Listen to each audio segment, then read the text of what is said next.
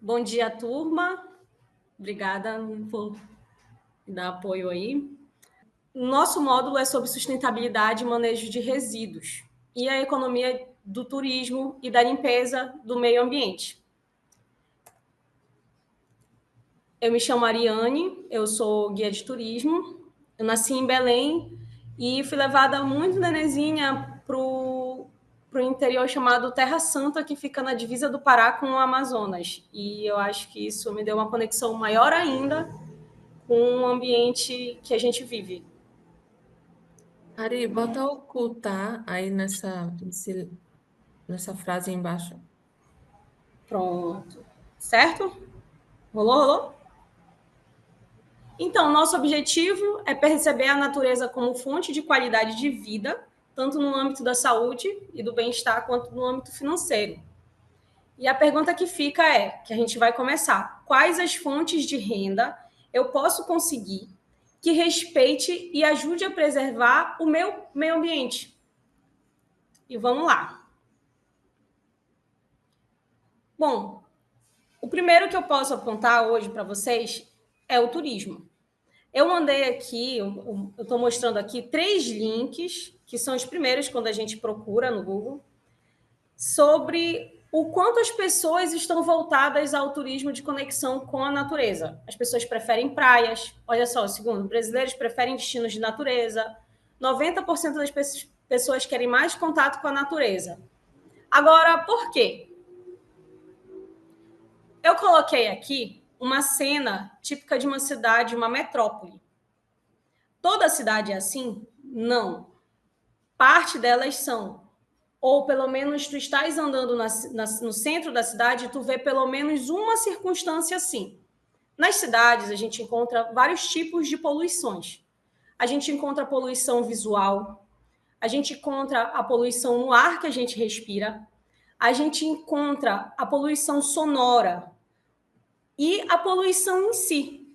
Olha nessa cena a quantidade de lixo que tem, os tipos de violências que a gente vai sofrendo e vai sendo agredido, a quantidade de luz e barulho, porque o vídeo não tem barulho para não incomodar a nossa aula, mas é muito som, é muito estímulo. E o nosso organismo ele não se desenvolveu para a gente ter tanto contato com tanta informação, e sem falar nas consequências ambientais da cidade.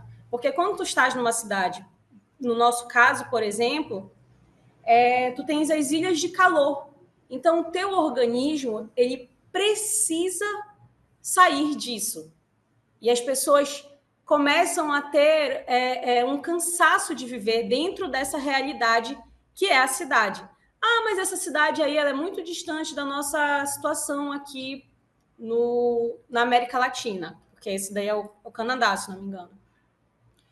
Eu coloquei uma imagem da favela da Rocinha, que é aqui no Rio de Janeiro, e que eu acho muito próximo às periferias daqui do Pará. Pelo menos esse vídeo eu achei muito, muito parecido, exceto pelo morro, né?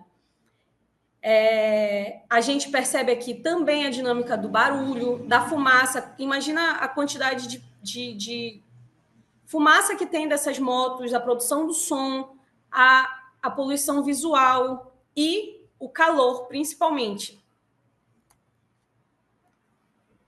E aí a gente tem a nossa realidade. A gente tem a realidade amazônica.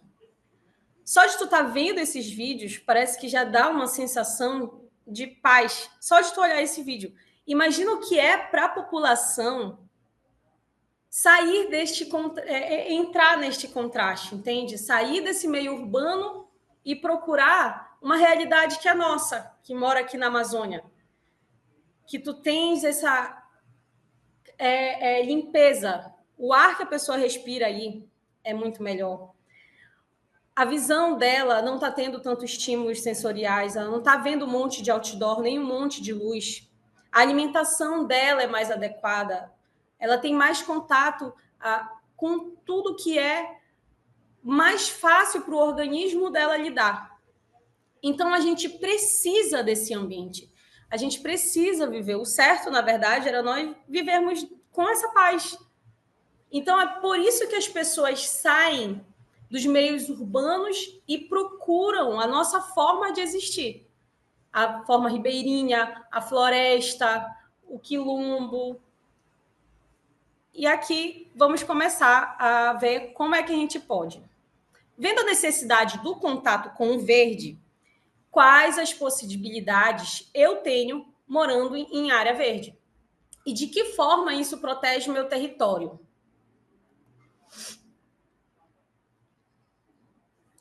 O contato. Só o ter o contato já é um bom início. Vamos falar sobre a experiência turística como ferramenta de educação ambiental através do conhecer para amar, proteger por amor. Ema, peraí, presta atenção. Ficou meio grande, mas a gente vai explicando aos pouquinhos, tá bom? Vamos começar aqui com o caso do Museu Emílio Gueldi, em Belém do Pará. Isso aqui aconteceu em 2017 em Belém.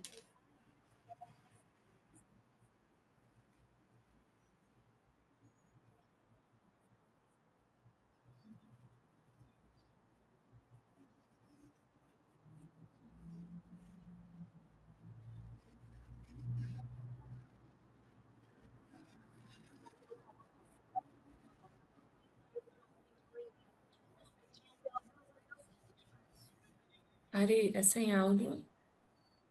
Não, ele tá com áudio, só que eu botei bem baixinho, porque quando eu passei estava muito altão. Deixa eu ver se eu consigo montar aqui.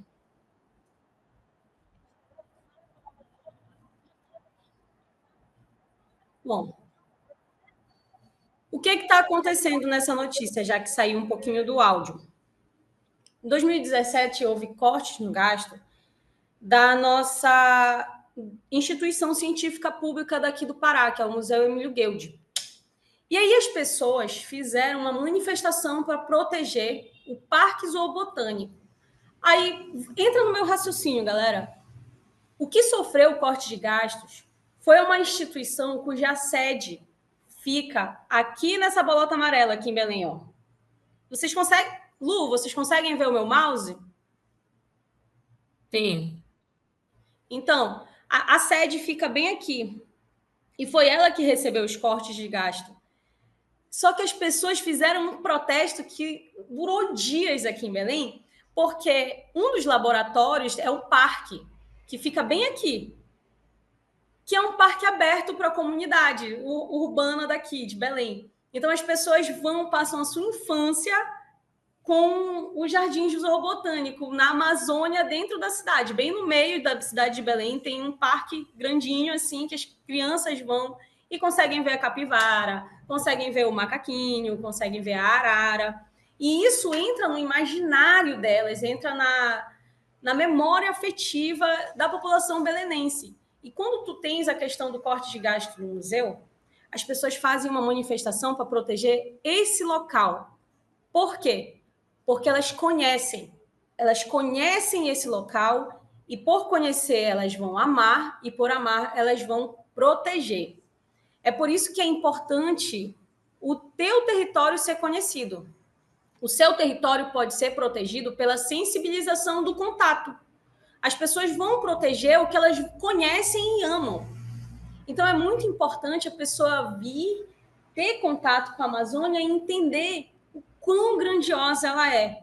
Ela vai poder ver, entender, estudando e vendo à distância que a Amazônia é interessante em pé, vai. Mas se ela conhecer, é um nível de sensibilização muito maior. É por isso que o ecoturismo ele é interessante também como forma de sensibilização, porque tu só vais proteger aquilo que tu conheces e ama. Muito bem, então, como eu posso fazer? Eu vou dar aqui nessa aula várias possibilidades de formas de tu trazer as pessoas para o teu território e como elas podem experimentar e vivenciá-lo. O primeiro tópico são as trilhas e caminhadas. Trilha e caminhada é o quê? É basicamente tu ir de um ponto a outro dentro do que tu queres mostrar. E essas são alguns exemplos das trilhas mais visitadas do mundo. A Trilha dos Apalaches, ela é uma das trilhas que mais tem pessoas andando anualmente. Ela fica nos Estados Unidos, ela tem 3.500 quilômetros de extensão. Tem gente que dura só um dia lá e tem gente que fica 7 meses andando todo esse percurso. E são 3 milhões de visitantes por ano. São 10 milhões de pessoas que vão na Grande Muralha da China, que é uma trilha também conhecida, é considerada trilha, Caminhos de Santiago, que fica na Espanha, 800 quilômetros, 400 mil pessoas. Então, as pessoas querem andar, querem conhecer. E elas andando, elas vivenciando aquele espaço, é uma forma delas conhecerem o território.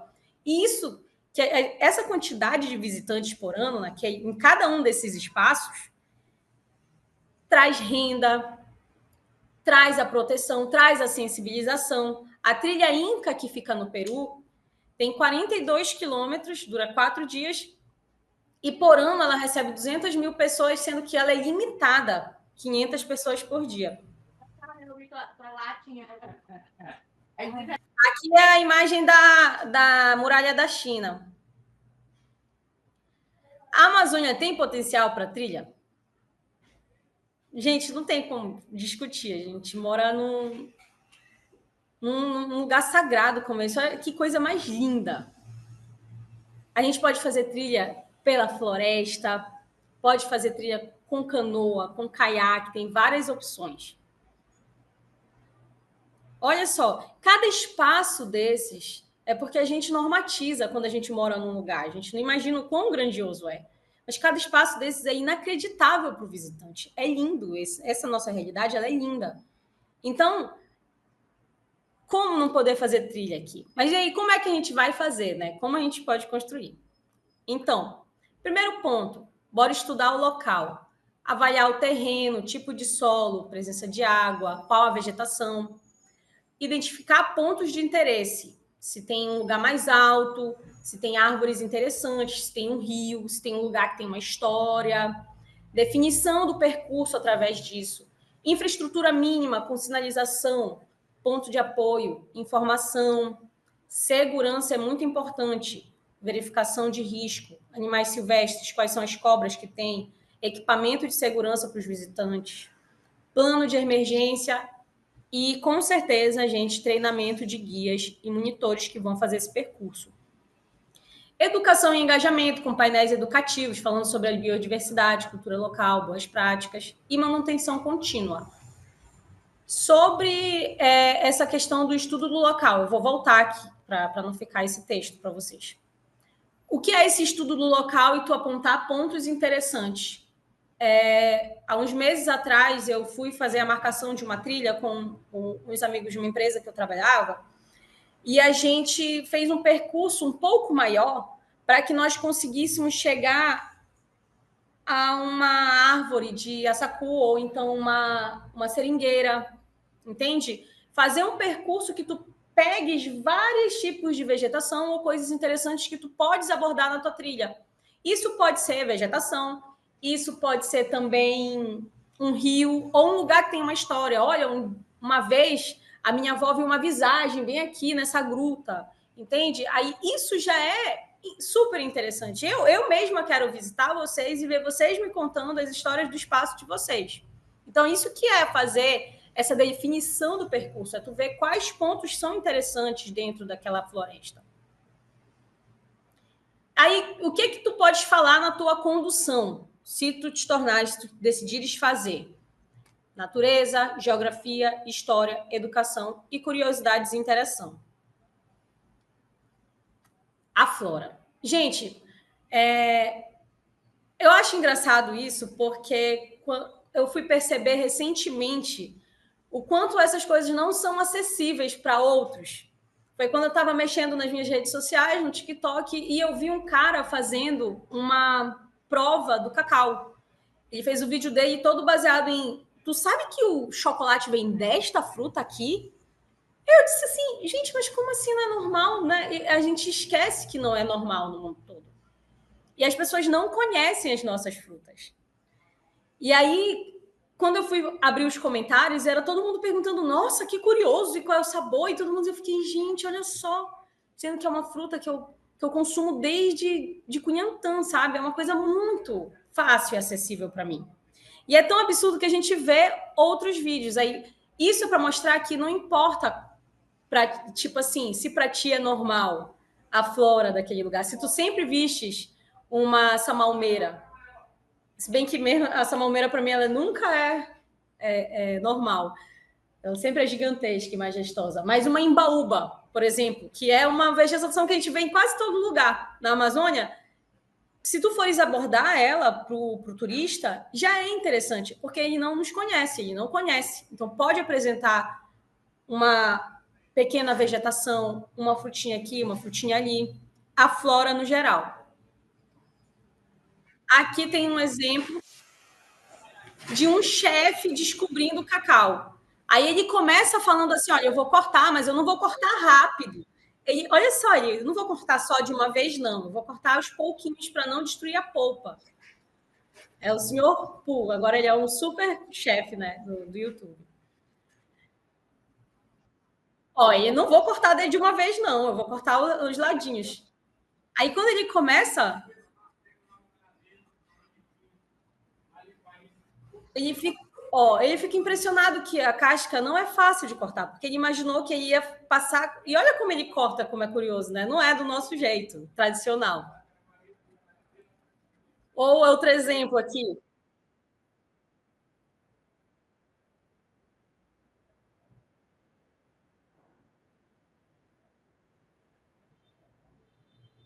E ele comendo com colher. A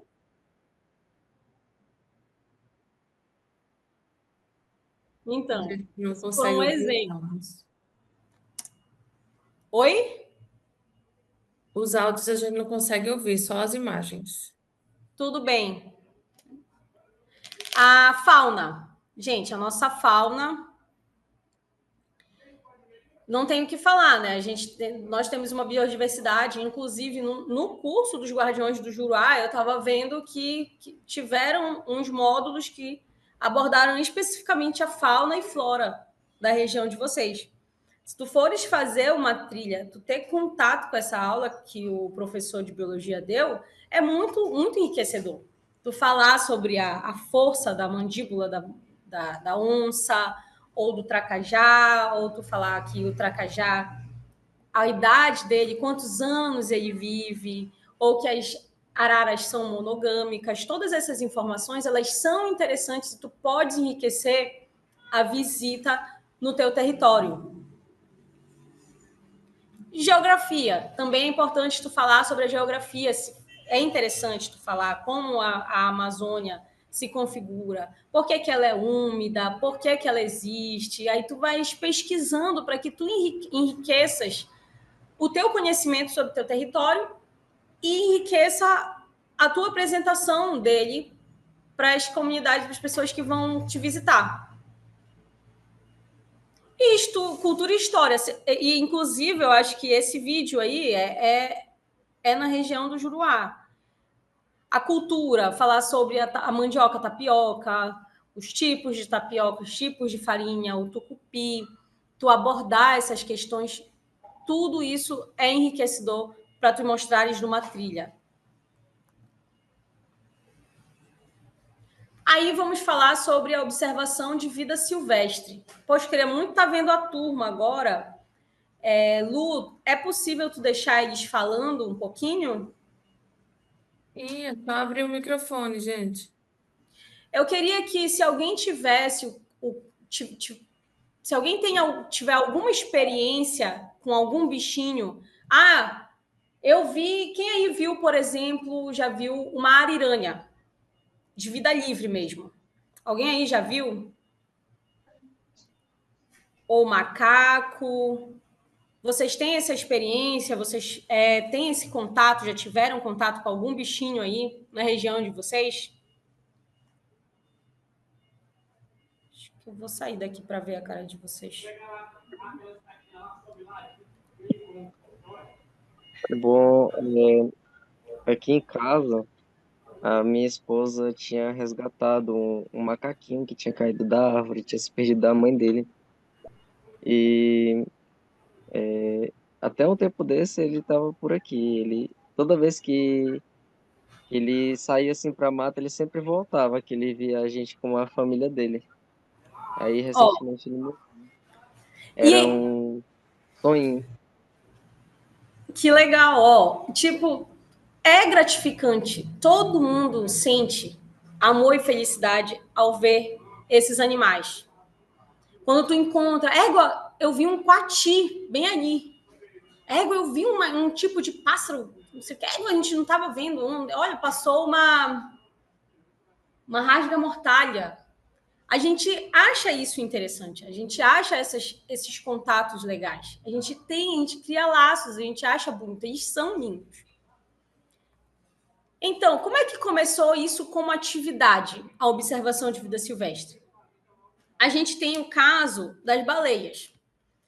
Bom, o óleo da baleia, antigamente, ele era usado como um combustível de candeeiro, fabricação de sabão e impermeabilização de casas. Antigamente, o óleo da baleia ele era usado como esse produto e, por isso, a caça dela era muito normal. Em vários centros que tinham contato com a baleia. E aí, um belo dia, um cara chegou assim com uma galera e perguntou pro caçador de baleia. Eu não vou saber o valor, mas ele perguntou assim: quanto de dinheiro tu gasta, tu ganha matando uma baleia? Aí o cara, acho que uns R$ 100 por baleia. Aí, tudo bem. Então faz o seguinte, já que tu conhece onde elas moram, já que tu é caçador, tu sabe onde elas moram e tudo mais, se cada um de nós pagar só para tu mostrar a baleia, tu não precisa matar ela, só mostra pra gente.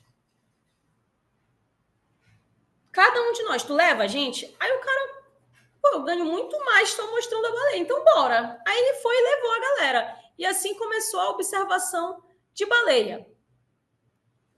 Puxa vida, agora era muito necessário vocês terem contato com o áudio. Deixa eu ver se é uma questão de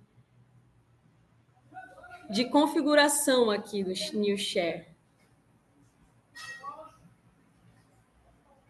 É configuração.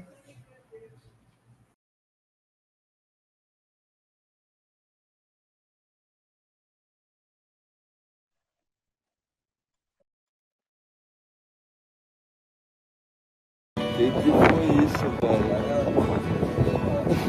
Eu trabalhei aqui. Olha lá. É isso aí, galera, tá vendo? O motor neutro, paradinho, a baleia que veio até a gente.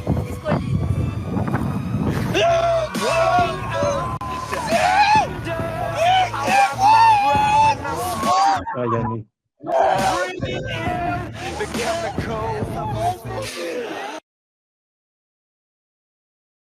Tá sem microfone, Ari.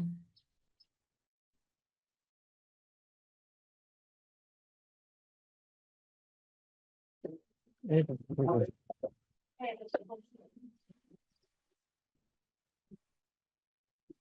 abrir o microfone.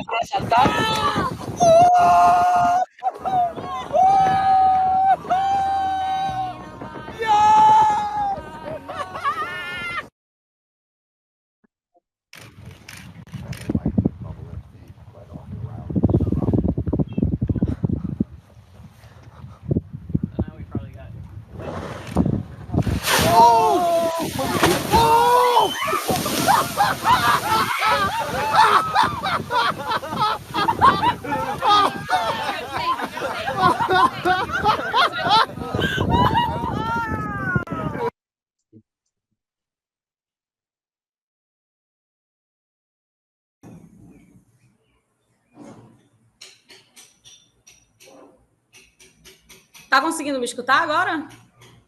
Sim. Então, vocês conseguiram ouvir? Eu tentei colocar de forma que vocês conseguissem ouvir as experiências da pessoa. Tá conseguindo ouvir? Sim. Então, vocês perceberam que a galera ficou super empolgada? É porque isso é natural, a gente fica. Essa imagem, por exemplo, é de uma condução minha. Eu estava com todo esse grupo quando uma preguiça e seu filhote passou por nós e subiu a árvore. E, tipo, essa foto é a foto que eles estão fazendo pose, mas eles ficaram muito felizes por terem encontrado esse bicho. Então, a observação de vida silvestre é isso, é tu encontrar animais, é tu colecionar esses encontros com os animais. E ela é um atrativo para o teu território. Se tu conheceres onde eles vivem, como eles podem, tu podes encontrar essas formas de mostrá-los sem que haja perturbação para eles. Isso é um ponto crucial, porque essa atividade ela depende que tu respeite a natureza. Porque a partir do momento que tu desrespeitares, eles não vão mais estar lá. É por isso que com a observação das baleias, houve uma queda absurda da caça, porque os caras estavam vendo que era muito mais vantajoso ele mostrar a baleia viva do que ele caçar. Outra questão é como fazer essa aproximação. É tu respeitares aquele animal, é tu respeitares o ambiente que ele vive. E para isso tem que manter o teu território limpo, sem poluição em si, de resíduos, sem poluição sonora, porque senão espanta eles, e sem poluição visual, que também espanta os bichinhos. Enfim, dentro desse caso, a gente tem, na observação de vida silvestre, a passarinhada. A passarinhada, ela tem um nível de organização muito mais sólido, porque as pessoas elas colecionam as espécies de pássaro. E também tem várias situações que fazem com que os pássaros sejam mais acessíveis, porque ao contrário, por exemplo, dos peixes que tu tem que tirar eles lá de baixo, ou com a onça, que para te observar ela, tu tens que estar numa área muito grande de vegetação. A passarinhada, os pássaros eles voam, eles pulam cercas, então tu consegue achar em vários locais. Eles são mais acessíveis e são coloridos, então as pessoas elas têm uma procura maior, elas tiram fotos, então é uma brincadeira de caça sem captura. Tu queres colecionar esses encontros com esses pássaros. E se a gente tem a ideia de que, por exemplo, o futebol ele movimenta muito dinheiro no mundo, né? A gente sabe que movimenta.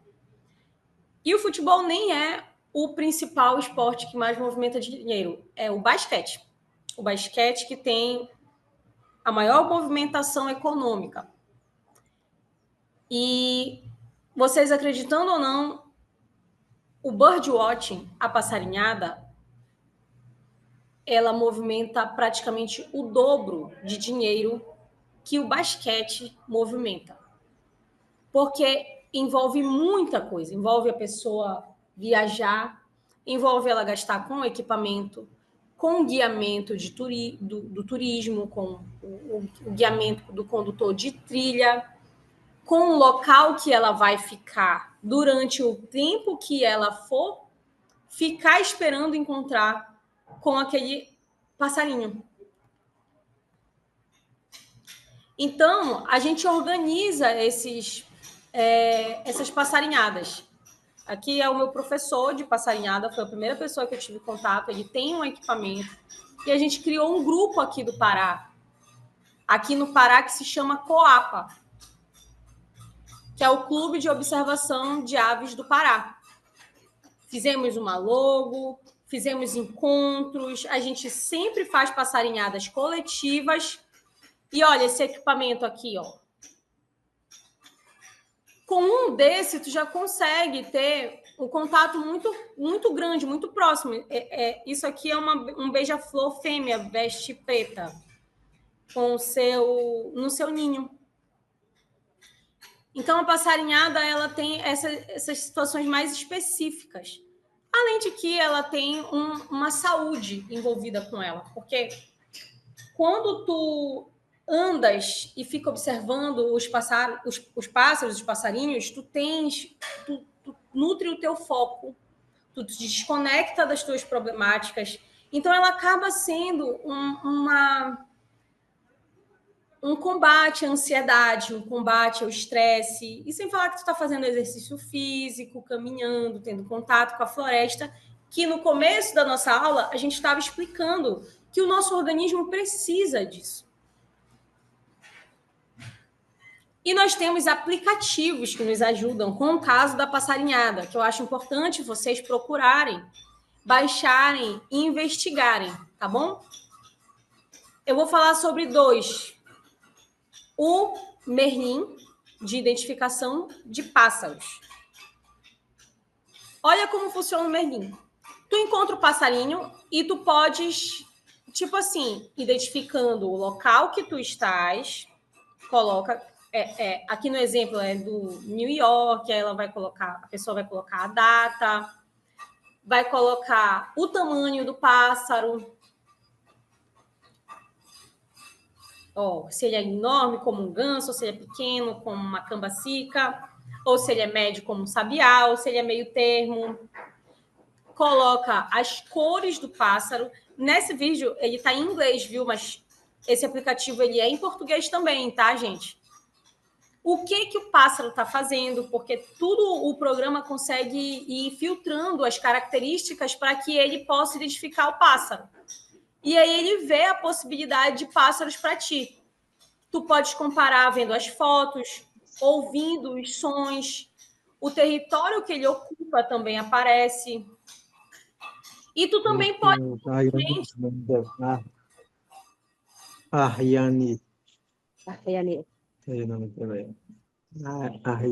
Tu pode simplesmente tirar uma foto do passarinho, que aí vai ter o resultado da espécie dele. Ari, o André está dizendo que já usa o Merlin e é verde, André?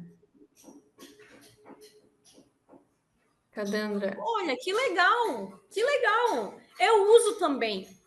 Eu estava pretendendo, né, antes dessa pequena confusão aí da internet, mostrar a tela do meu celular. Que eu ia mostrar para vocês eu usando aqui em casa, mas ainda bem que eu não fiz, porque os passarinhos foram expulsos por uma obra aqui do lado de casa e um barulho que tem por aqui. Mas além da foto e além da captura por memória da espécie, também tem pelo som do pássaro. Tu identifica ele por uma gravação que o teu celular faz. E, gente, isso é muito rápido, principalmente com espécies conhecidas. Ele canta o bichinho, na hora ele aparece aí o nome dele. Então, e é incrível quando tu tá numa região florestal, assim, quando eu vou no Parque do Tinga daqui de Belém, eu coloco 5 minutos, quando eu vejo já tem 20 espécies identificadas pelo canto. E só nessa brincadeira, hoje eu já sei identificar um monte de bichinho pelo canto. O capitão de sair amarelo, o corocoró, o tinguaçu ferrugem, são vários que eu consigo já identificar de tanto que eu escuto e treino com o Merlin Bird ID. É muito importante fazer o registro das listas. O que é listar? Antigamente, quando o cara ia passarinhar, fazer o birdwatching, ele levava um caderninho, pegava uma canetinha, olhava uma espécie e fazia assim. Eu vi um surucuá. Eu vi um bem-te-vi pirata, um sabiá. Ele fazia essa lista.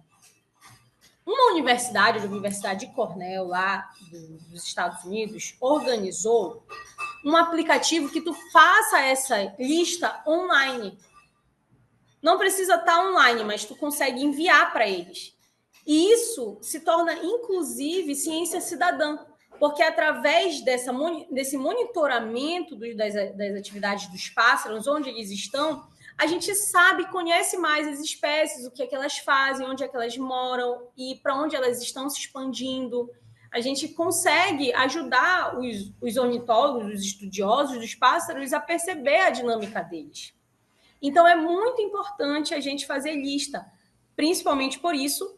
E nos termos turísticos, simplesmente essas listas que a gente envia com esse aplicativo que eu vou mostrar agora, leva para o site oficial de Passarinhada, que é o Wikiaves, os registros do território de vocês. E o que isso significa? Isso significa que o turista que faz birdwatching, que pratica passarinhada, ele vai investigar antes de viajar se o teu local tem algumas espécies que ele tem interesse de colecionar, de encontrar, de tirar foto, entendeu? Aí vira pontos de atração turística. Ali tem um ponto que tem muita espécie, tem uma espécie muito rara. Então vamos lá para o Juruá, que eu quero vir aqui, tipo, no Cruzeiro do Sul, e ver quais são as espécies que tem no Cruzeiro do Sul, entende? E também é legal, porque tu vai ser, na maioria dos casos, de cidades que não tem tanta prática, de tu ser a pessoa que registra a primeira vez uma espécie naquele local. Entende? E como é que a gente usa? Ari, e o Acre também tem muitas espécies que ainda não são identificadas, né? Então aqui tem muito potencial. Exatamente, muito potencial. Vocês não estão entendendo. É muito potencial. E também tem umas questões nesses aplicativos. Como é que faz o eBird? A gente cria uma conta normal, como uma rede social normal. Ó. Tu escolhe, tu põe o teu nome de usuário, tu cria uma conta, vamos lá. O nome completo. Esse vídeo eu só consegui em espanhol. Aí tá, a Breda Martínez. É igual fazer um Facebook, um Instagram. Aí o nome do usuário, é importante salientar que tu nunca mais vai conseguir mudar o teu nome de usuário, tá? Não é que nem Facebook e Instagram. Tu não consegue mais mudar. Então, pensem bem no nome que vai ficar, que isso pode facilitar as pessoas encontrarem vocês. Meu nome não é Ariane lá, é Arica Piritita. A gente fez uma brincadeira, a minha mãe é a Andréa Coroca. Aí a gente tem as nossas contas com esses nomes de brincadeira nossa, que é de nomes de pássaros. E aí tu podes criar um nome de usuário e começar a fazer as tuas listas. E para isso, tu tens que conhecer o nome. E o Merlin te ajuda. Então, sempre que a gente vai passarinhar, tu vais com os 2 aplicativos abertos. O Merlin, que identifica pelo som e pela foto, ele tem uma limitação por não conhecer tanto os pássaros amazônicos. Ele consegue só 60%.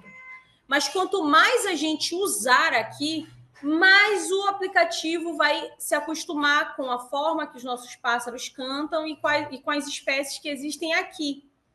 Porque ainda tem isso. Às vezes, o aplicativo ele tem o pássaro registrado, mas ele não canta do jeito que ele canta lá onde ele foi registrado, porque o pássaro tem sotaque. O jeito que o sabiá canta aqui não é o jeito que ele canta lá no Sudeste. E eles todos têm a sua linguagem. E isso, enfim, é um universo muito maravilhoso que eu acho que o Juruá tem muito potencial e eu vou mostrar para vocês.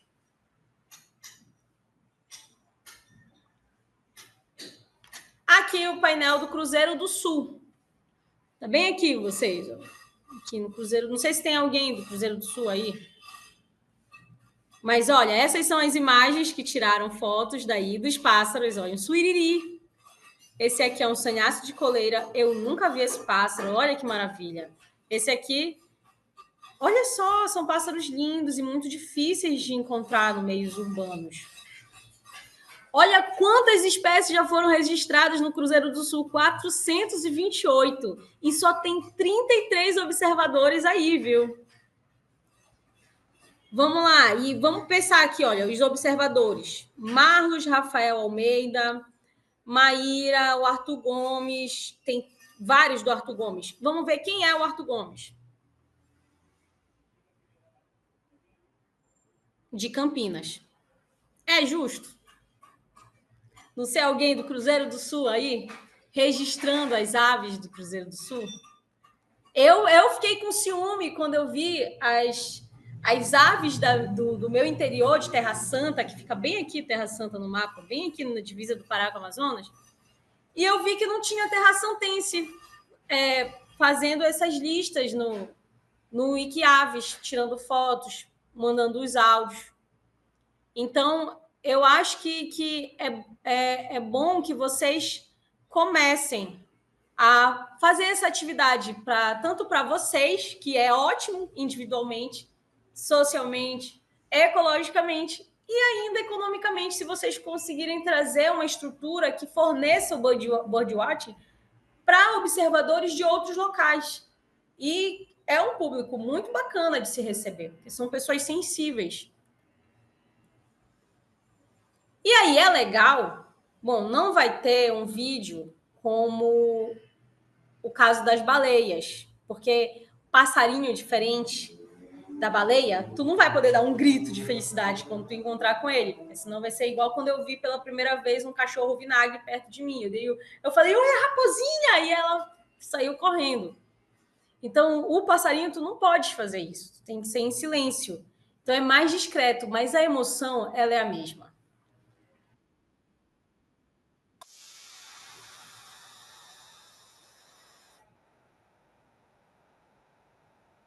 Isso é um colombiano. Colibri, super raro. Olha aqui, olha esse bicho existe. Coisa mais linda.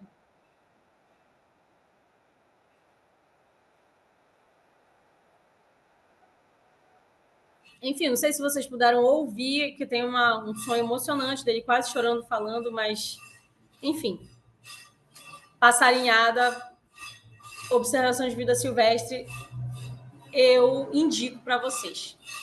Vamos para o próximo tópico do que a gente pode fazer morando na floresta e lidando com o nosso território de forma turística e ecológica. Vivências de limpeza como alternativas de conexão. A gente percebe que todos os animais do mundo, inclusive a gente, somos feitos para viver em concordância com o meio. Não é natural que a gente prejudique o meio que a gente depende para sobreviver. As formigas, tu não vê elas prejudicando o meio ambiente delas. Eles todos vivem num perfeito equilíbrio. Pássaros, mamíferos, todos esses animais que estão vivendo na floresta. E o que acontece com nós, os seres humanos? A gente sabe que a gente tem um modelo que faz com que a gente produza muito resíduos, plástico, tecido, construção civil. Todas as nossas formas de existir acabam prejudicando a floresta, prejudicando o meio ambiente. A gente vive num sistema que precisa de uma rotatividade infinita, mas nós estamos num planeta finito, porque os nossos recursos, eles acabam e se esgotam. Então, é muito importante a gente ter soluções que possam lidar com essa realidade. Solucionar isso, que não está certo. Não está certo. A gente tem que girar uma chavezinha aí para que a gente não viva mais dessa forma. E quais são, afinal, as formas que a gente pode solucionar? Vocês não estão ouvindo, estão? Não, a gente não está ouvindo e choca com a sua voz também, não dá para ouvir a voz. Quando você não me escuta quando está com vídeo. Quando está com vídeo, você não me escuta. Isso. Ué. Vou dar uma olhada aqui.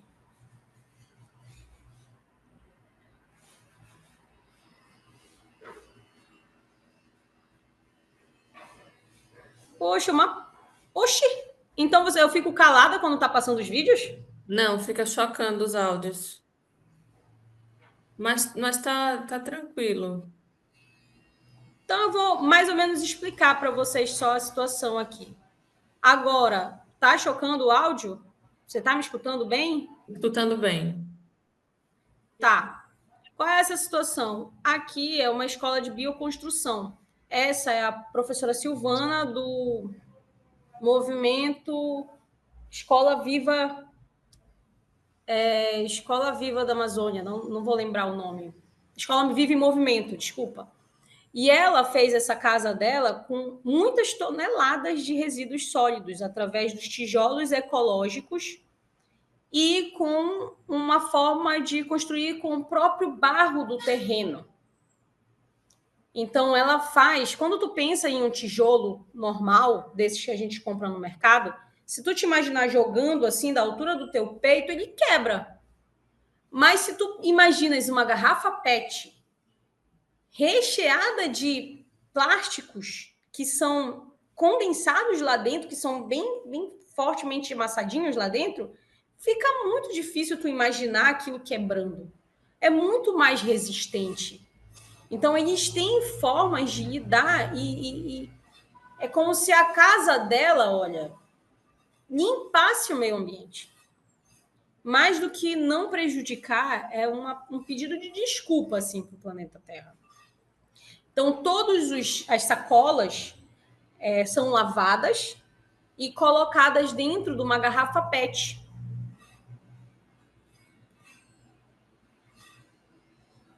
Então, é possível construir com resíduos. Tá me escutando normal? Sim. Tá escutando o vídeo? Não. Tá, então eu vou explicar. Ela tá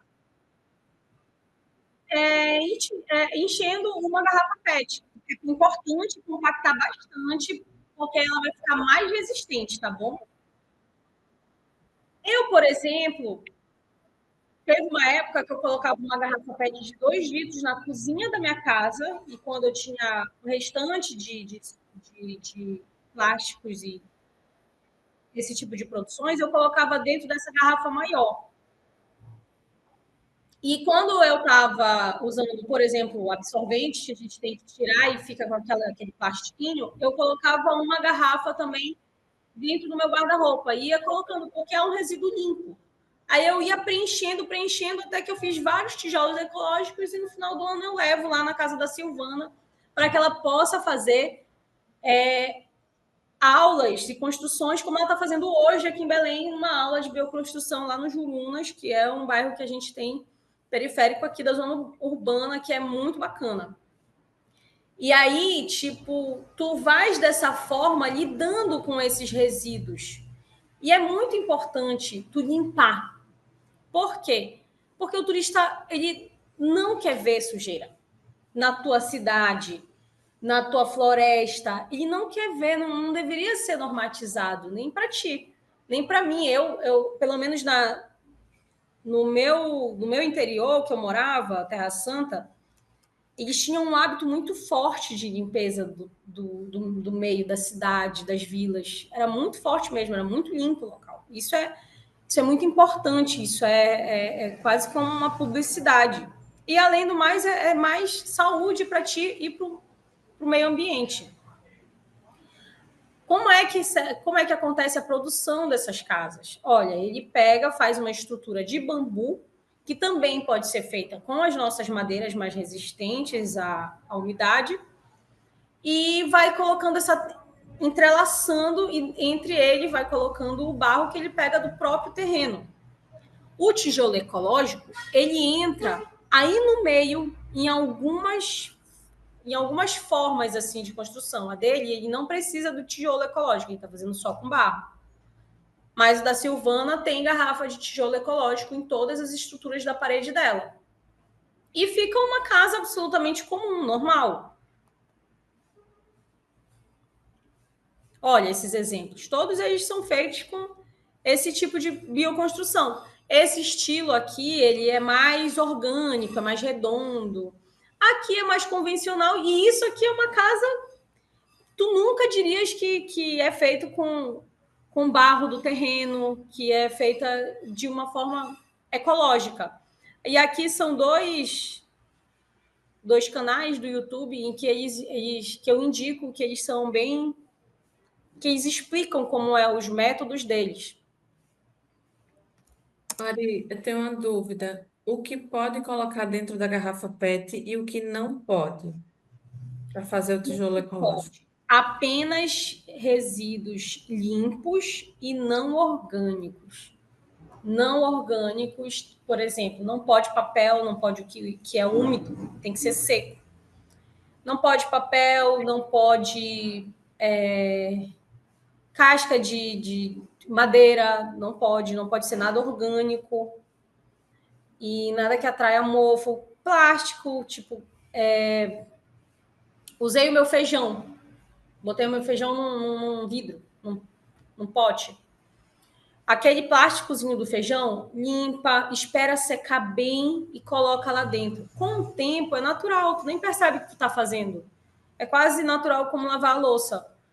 Tu vais fazendo e tu vais incluindo lá dentro. Sacola plástica de supermercado. Ah, eu pedi um fone de ouvido da Shein e veio cheio de plástico. Põe lá dentro. Ah, vem um plástico bolha. Põe lá dentro. Esses plásticos que... Ah, rasgou uma bolsinha minha desse material aqui de plástico. Põe lá dentro também, pode colocar. Só não pode colocar nada que seja orgânico para não atrair bactéria e para não fazer ali um viveiro de bichinhos, entende? Tem que ser limpo. Fora isso, está tudo certo. E é possível também plantar com mais eficiência com resíduos orgânicos. Aqui nós temos uma composteira feita pela galera da Floran, que é a Fundação Municipal do Meio Ambiente de Florianópolis. Eles vão explicar aí no vídeo como é que eles constroem essa composteira. O que é a compostagem? É tu usar o teu resíduo orgânico para a produção de adubo.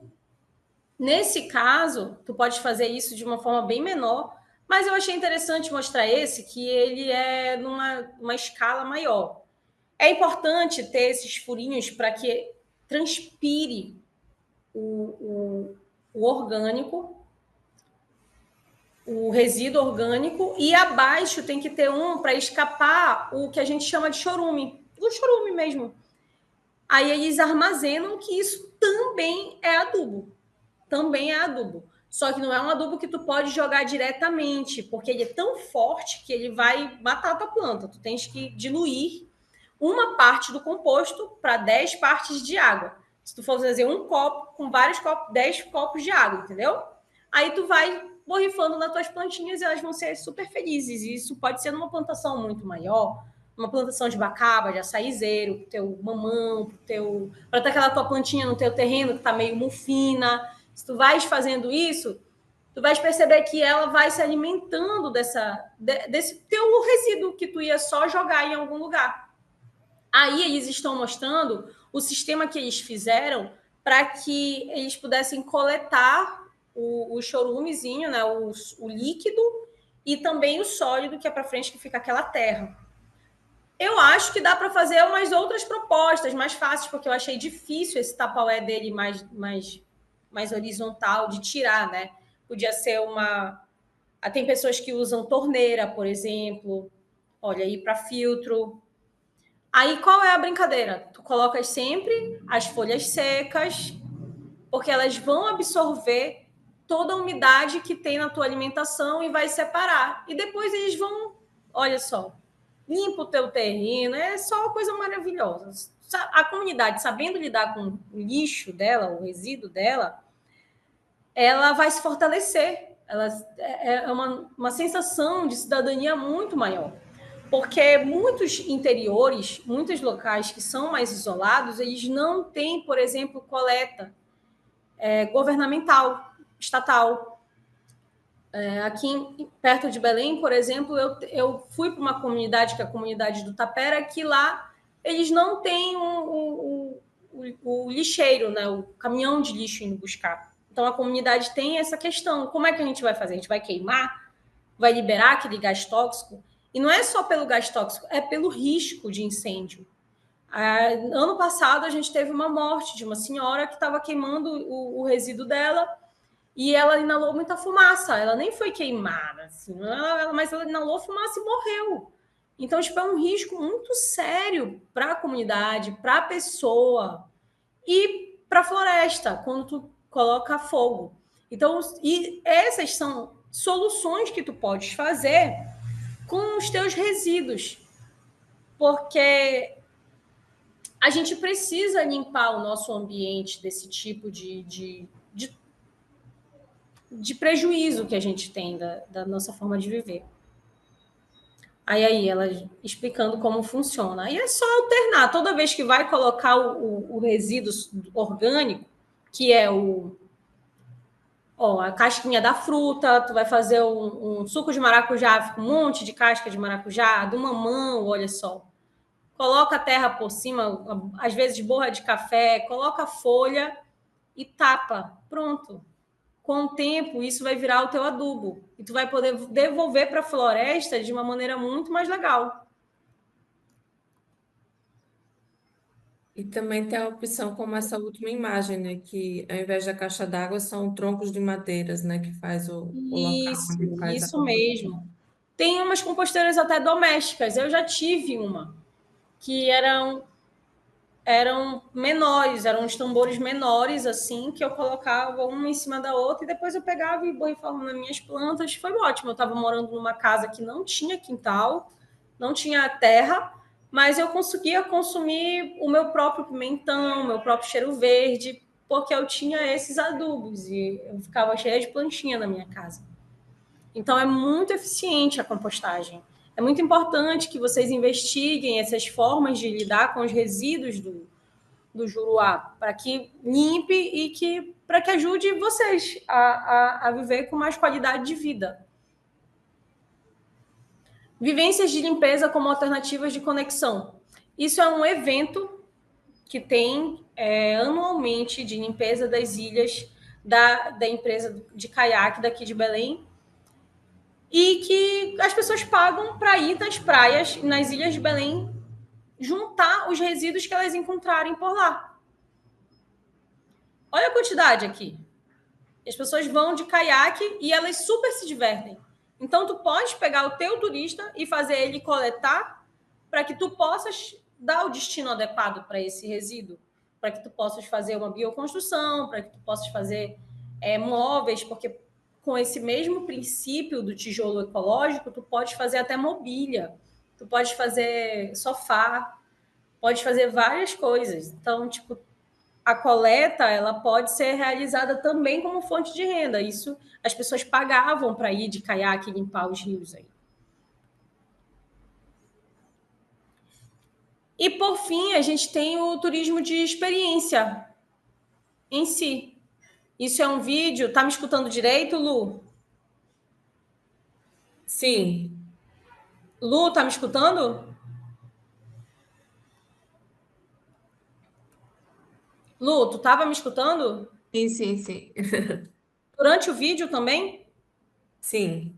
Quer Tá. deixar o vídeo mudo, porque ainda ouve um pouco o vídeo. Ainda dá para ouvir o vídeo? Não, tá bom, tá ótimo. Tá ótimo? Tá. Tá. Esse vídeo, ele é do Ministério do Turismo daqui, ele fala sobre a trilha Amazônia Atlântica aqui em Augusto Corrêa do Pará.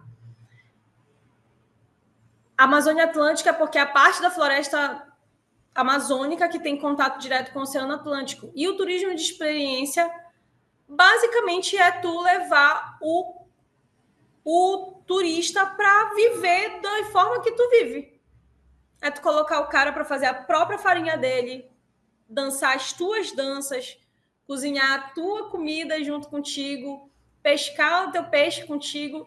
E, para mim, essa é a melhor forma de se conhecer um território, é o turismo de experiência. É tu entrar e vivenciar aquela região de uma maneira mais natural, que tu consigas viver aquele local. Tu aprende, tu dança, tu canta. E é basicamente assim. E olha como é lindo. Se é legal, é legal. Olha esse vídeo. Muitos os seus filhos à Disney. O nosso sonho era levar nosso para a Amazônia. Olha a vivência que essa criança está tendo. Isso é experiência. Isso é o turismo de experiência, que vocês podem oferecer, inclusive, aí no Juruá. Então, quais dessas alternativas tu pode colocar na tua região? E eu gostaria que vocês pudessem pensar em outras dinâmicas. Aqui eu falei sobre a construção, a bioconstrução, que tu também pode chamar os turistas para construir, fazer bioconstrução na tua comunidade. Pode fazer eles fazerem trilhas, pode fazer eles fazerem observação de vida silvestre, mas só de tu falar assim, não, aqui tem uma vivência que eu ando de canoa por tal percurso. Aqui, no meu turismo de experiência, eu faço um tucupi, não sei, aqui, é mais aqui, né? Um tambaqui. O meu turista, ele faz o próprio tambaqui dele. Tu podes fornecer a tua cultura e a tua biodiversidade como forma da pessoa se sensibilizar, como forma dela consumir no teu local, para ela fazer um mercado, e também forma dela proteger e tu protegeres o teu território. É por isso que o ecoturismo ele é tão interessante para essas localidades, para essas religiões, para esses territórios que são ecologicamente sensíveis, que precisam de proteção. Não é só vocês, o mundo todo precisa da Amazônia. O mundo todo precisa seguir com o seu equilíbrio e é nossa responsabilidade cuidar. E é isso, acabou. Obrigada, Ari. Foi ótima a aula. Alguém quer compartilhar? Acho que pode tirar o compartilhamento da tela. Posso tirar. Sobre essa questão do lixo nas comunidades,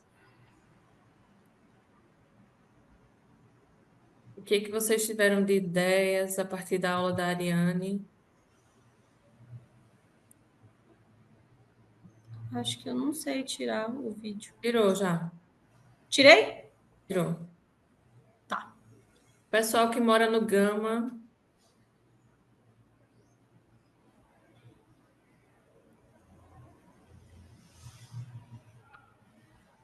como é feita a coleta aí nas comunidades de vocês? Como é que a prefeitura realiza a coleta? Se a prefeitura apoia coleta seletiva, reciclagem?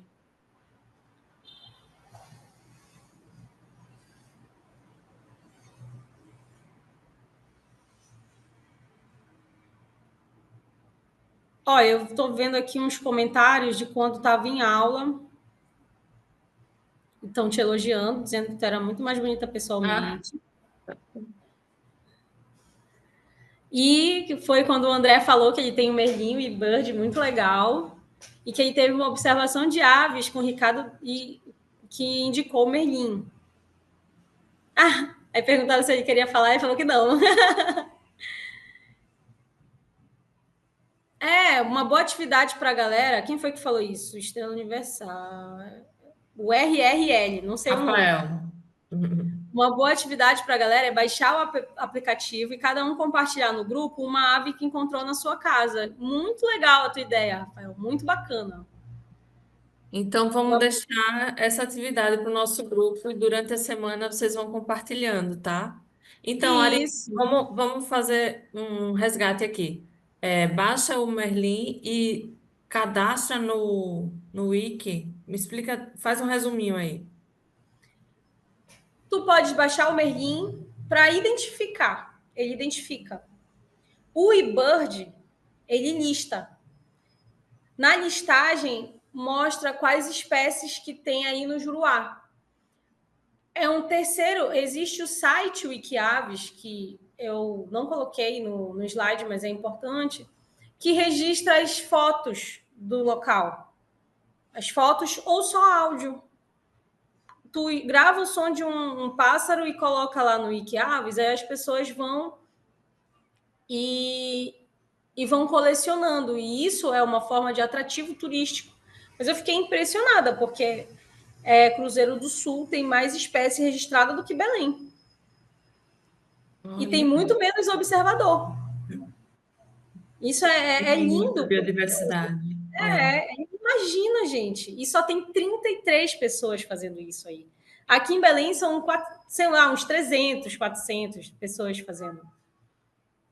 Então, é muito importante que vocês consigam mostrar o quão lindo é o território de vocês. Até porque eu já quero ir. Eu quero uma ilha para tratar. E tá tudo detalhado lá na apostila que a gente entregou ontem, né, para o grupo. Isso, exatamente.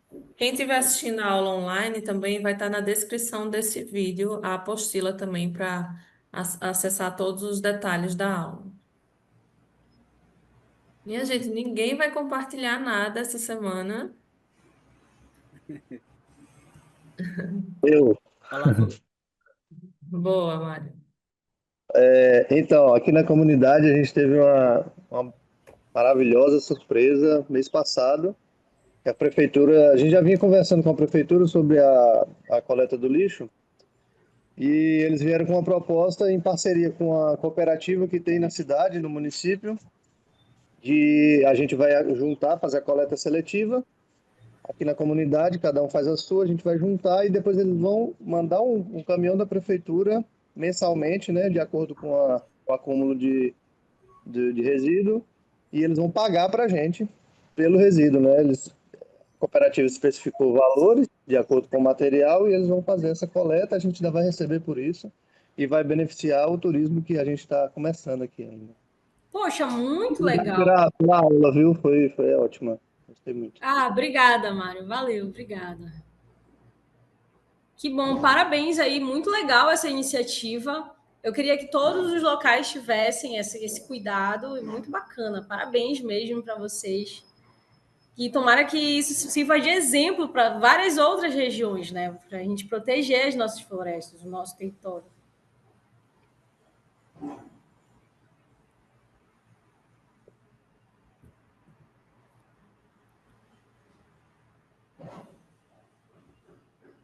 Obrigada, Rafa. Obrigada. Então, quero compartilhar aqui uma experiência que a gente teve, né, aqui na minha residência.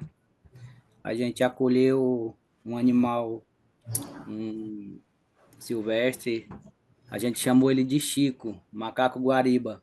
Eu até compartilhei um vídeo e uma foto com a Luciana, e esse animal passou um tempo aqui com a gente, porque a dona dele que criava lá no território onde ela morava, ela faleceu, no Rio Azul, a mais de 8 horas de viagem de barco, e o esposo dela, que estava com esse animal, ele se mudou para a cidade. E ele tentou soltar 2 vezes na mata, mas ele voltava. Por ele ter sido criado desde filhote, ele sempre retornava. Ele achou que ele ia morrer de fome, porque ele não conseguia se alimentar sozinho mais. Quando ele chegou aqui, eu pedi ele para me criar. Eu achava que era fácil, mas, no entanto, não foi. Era uma diversão aqui em casa. Trazia muita alegria para meus filhos, para mim, a minha esposa. E muita gente ficava falando, vai tirar uma licença para tu criar. E eu fui investigar como que funcionava para me ter a guarda dele permanente. E não é fácil, né? Eles dão sim, mas não é fácil. E eu resolvi que eu tive que entregar ele para os órgãos competentes, porque seria bem melhor, porque aqui na cidade tinha hora que ele fugia, porque a gente não mantinha ele preso, né, totalmente, ele era praticamente solto. A gente prendia ele, às vezes, só à noite, por causa dos cachorros que a gente tem aqui, né, os guardiões aqui da residência. E eu fiz a entrega dele no corpo de bombeiro. Chegou lá, ele quase não saía de mim, foi uma luta medonha para ele me soltar. E hoje ele passou por uma bateria de exame para ver como que estava, né, se ele estava bem. E hoje ele se encontra, eu creio que ele se encontra no Parque Chico Mendes, né? Houve muito comentário, pessoal criticando, dizendo que eles tinham tomado, só que não era. Eu entrei lá no assunto e expliquei, disse que eu tinha entregado de livre e espontânea vontade, porque a gente não tinha condição de criar ele, né? E foi muito lindo, assim, o tempo que ele passou com a gente aqui, nossa, muito interessante, que pela parte da manhã, mais ou menos a partir das 7, 8 horas que o sol começa a esquentar, ele vinha para a janela, eu até compartilhei uma foto que a gente registrou dele, ele boçando, né, uma pose, ele de cara para o sol ali, parece um animal de pelúcia. Ele fica bem quietinho, muito lindo. Eu amo Guariba, porque quando eu cheguei, não tem aqui na região de Belém, eu cheguei no interior com uns 4 anos, aí eu lembro de olhar assim para a floresta de noite, aquelas árvores, assim, só o contorno, né, escuro, ainda estava apagando o sol, e eu ouvi um grito assim. Meu Deus, o que é isso? Esses gritos, o que são? Era a Guariba cantando. Mas ele tá bem? Tu consegues ter contato com ele? Não, eu não consegui ter contato com eles ainda, mas eu tenho vontade, sim, de entrar em contato, né, porque o bombeiro, ele entrega, né, para o CMBio, e eles que faz esse translaço para Rio Branco, né, e eu não sei como é que ele está. Ele deve estar sendo readaptado, porque, na verdade, esse que é o prejuízo da gente pegar esses bichinhos para cuidar em casa. Embora eles sejam muito... Eu tive papagaio, eu tive periquita, eu tive tracajá quando eu morava no interior. Eu tinha 5 tracajás. Era o Fernando Henrique Cardoso, Lula. Era só o nome de político. Não sei por que eu era uma criança diferente. É porque lá onde eles moravam, eles viviam da subsistência, né? Da pesca, Sim. da caça. E o esposo dela, ele caçava muito. E teve um dia que ele foi para a mata e no retorno, no final do dia, ele não tinha conseguido matar nada. Até que ele, já chegando já próximo à residência dele, ele encontrou um bando, né, dessa guariba, e ele atirou numa. Só que aí ele não percebeu que era a fêmea e estava com filhote nas costas. Aí quando ela caiu no chão, ele se viu obrigado a levar para criar. Porque ele disse que o chefe do bando, que chama de capelão, ele mata, né? Ele mata o filhote, ele fica com os gritos. Ele fica com os gritos e entrega o bando, o caçador. Aí ele se viu na obrigação de levar para criar.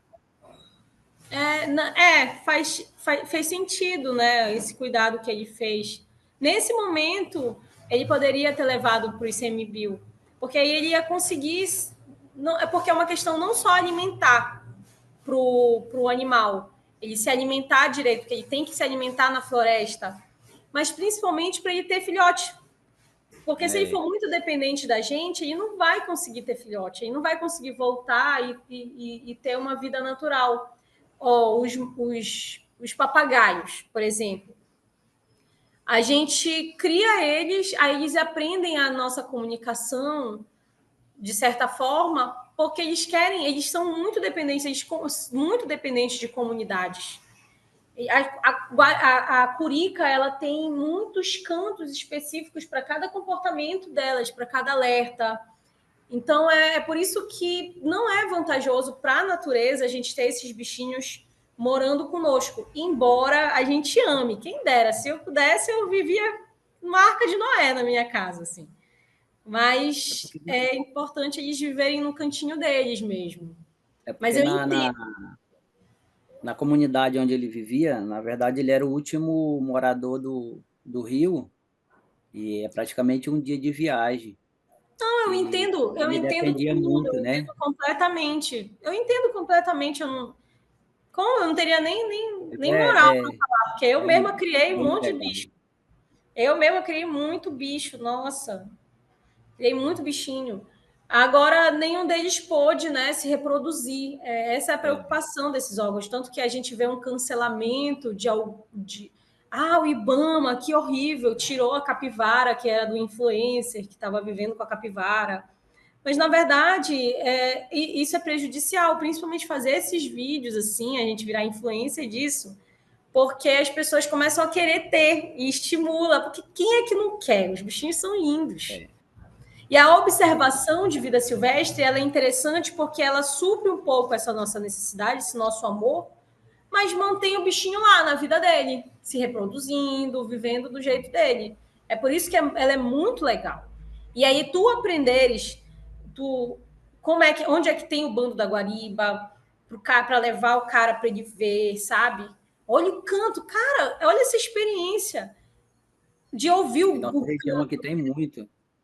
Exatamente. O gringo, o visitante, o turista, eu não sabia o que era Guariba, e eu nasci em Belém. Quando eu fui ouvir pela primeira vez com 4 anos de idade, fiquei impressionada. Para mim, assim, foi uma coisa espetacular. E até hoje, assim, é muito forte na minha memória. O dia que eu escutei a primeira vez uma Guariba.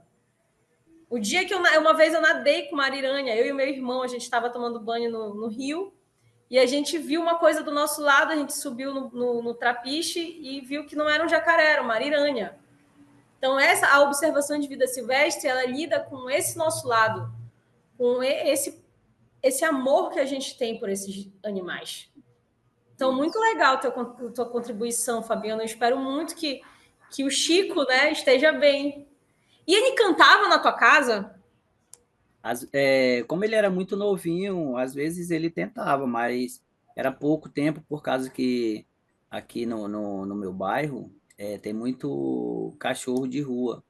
E geralmente ele se assustava quando algum latia e ele ficava assim meio apreensivo, né?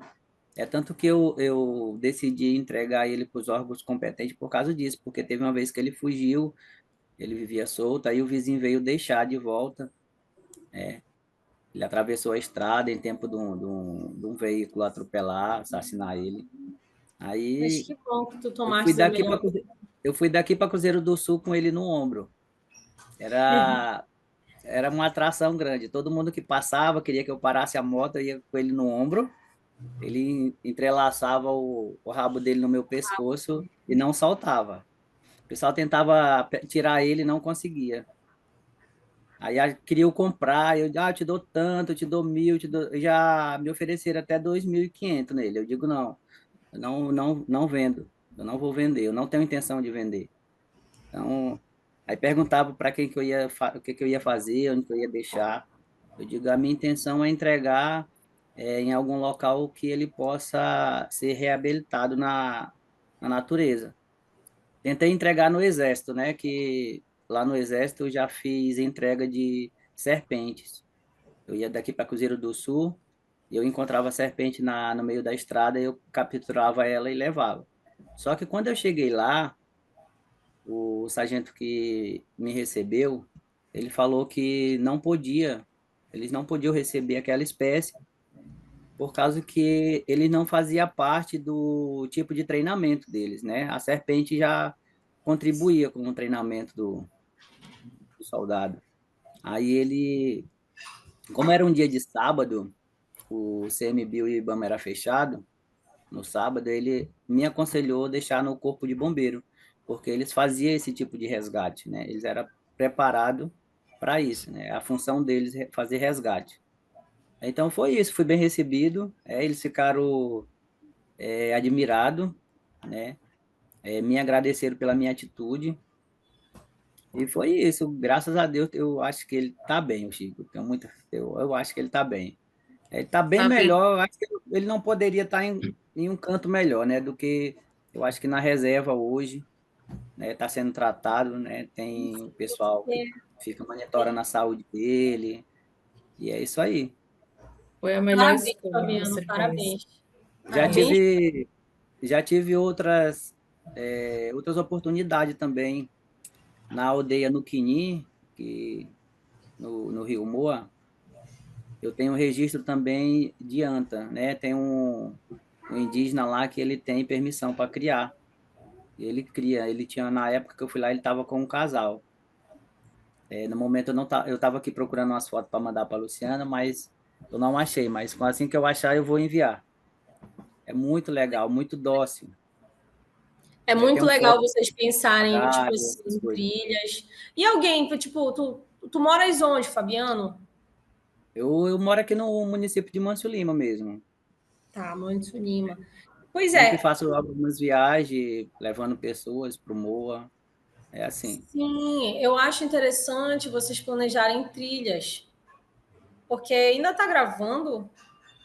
Tá gravando ainda. Eu posso compartilhar aqui uma...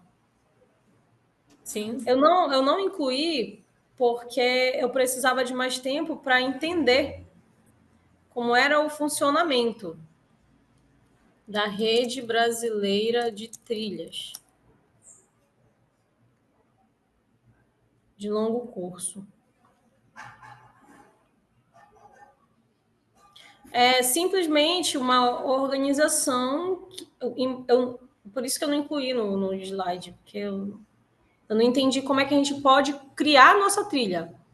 Mas existem trilhas que a gente consegue fazer, entende? E colocar como possibilidade para os turistas. E aqui nesses sites, eles conseguem ter, tipo assim, um monitoramento de qual trilha eles podem fazer.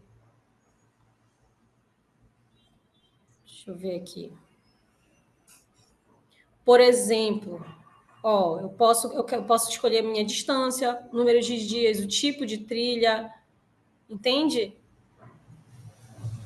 E aí vocês podem colocar, e esse tipo de vivência, para mostrar o território de vocês, vocês conseguem, nessa plataforma, organizar e oferecer para o turista. Bora aqui, Caminhos do Rio Negro, Manaus, eu acho. Olha que maravilha, olha que coisa linda. E o que você faz lá? Tem observação de aves, tem um mirante, tem um pico, tem observação de fauna, tem cachoeira, tem banho, tem gruta e tem museu.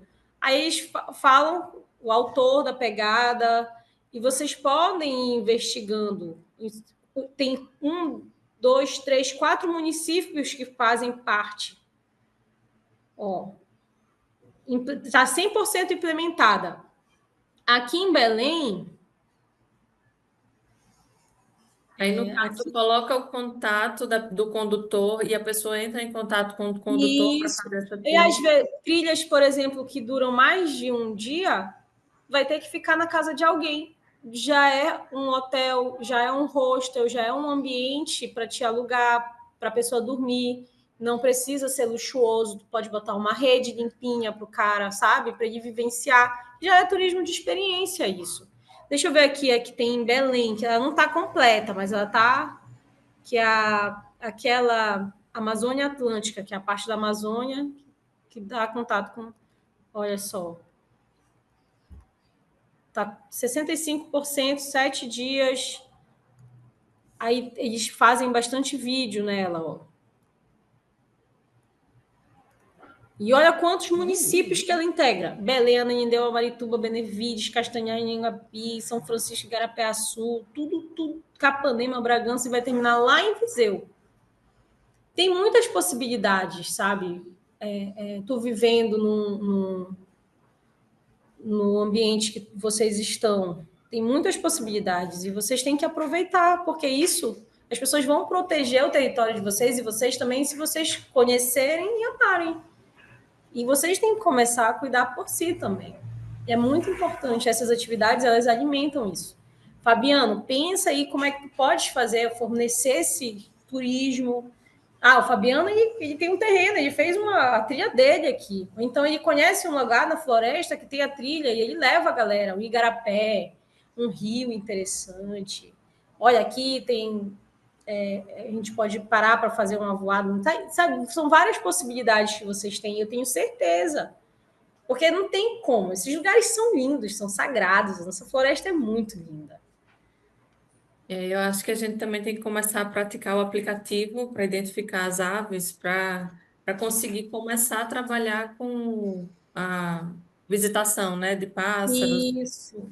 Eu tenho um Isso encarte pode ser um exercício. Quem tiver o telefone que cabe os aplicativos, começar a praticar e registrar na região e ir compartilhando com a gente lá no grupo, tá? Tem um joinha aí, pelo menos, já que ninguém está falando.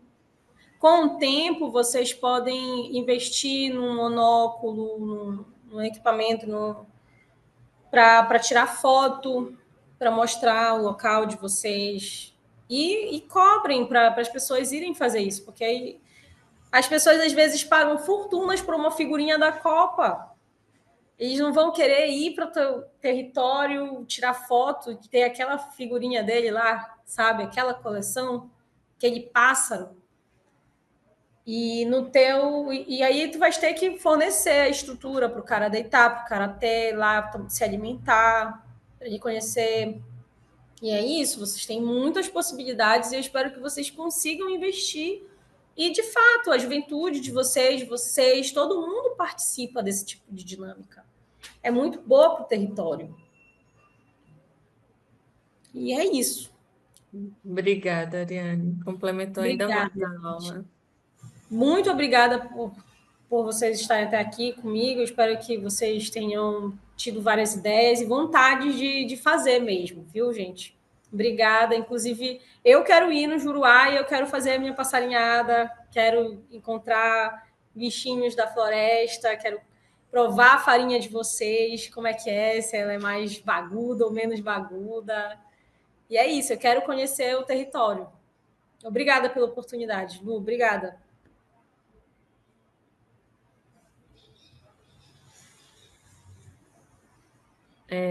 Estou tentando fechar aqui a aula.